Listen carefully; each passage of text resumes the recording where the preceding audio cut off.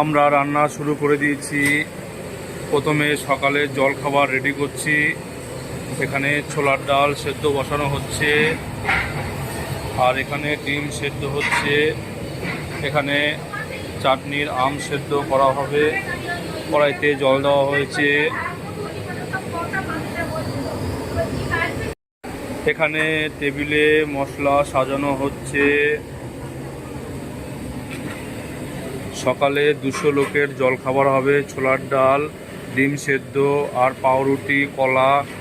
আজকে সকালে হচ্ছে এই জলখাবার।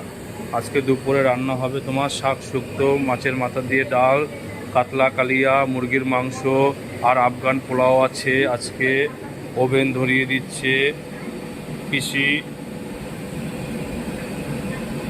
পিসি ওভেন ধরিয়ে দিচ্ছে। এখানে আম সেদ্ধ দেওয়া হবে।